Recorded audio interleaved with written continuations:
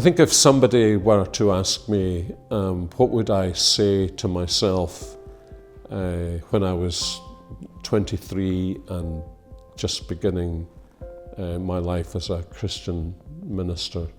Do you know, I think one of the things I would say would be, make sure you begin preaching about Jesus. Make sure you begin preaching on the Gospels and develop from that. Because I think often when we come out of, I did not have a great conservative theological education, but no matter what seminary or theological college or university you come out of, you have come out of the architect's office.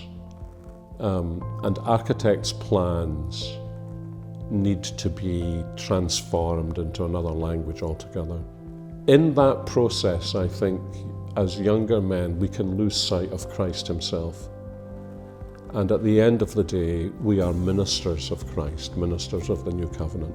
So I think one of the things I would say, looking back, I would say to my younger self, make sure that you really begin there.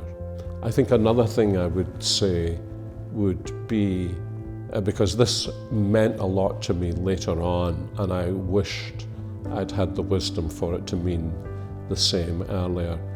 When Paul writes to Timothy in 2 Timothy 4, he urges him to teach with great patience. And when you're young, it's hard to be patient.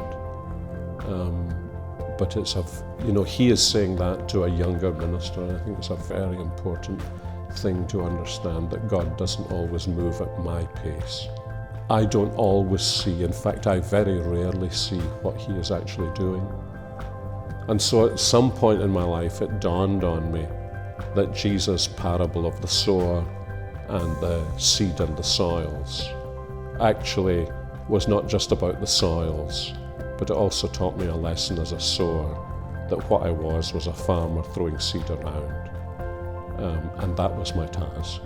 And that some of it would fall on hard ground and rocky ground and thorn-infested ground. But my task was to be sowing the seed and to wait for. Actually, what I found I began to do was, I began to look for signs of spring, and that was how I thought of it. Little evidences in people's lives that God was beginning to work. And that encourages you to wait for the harvest.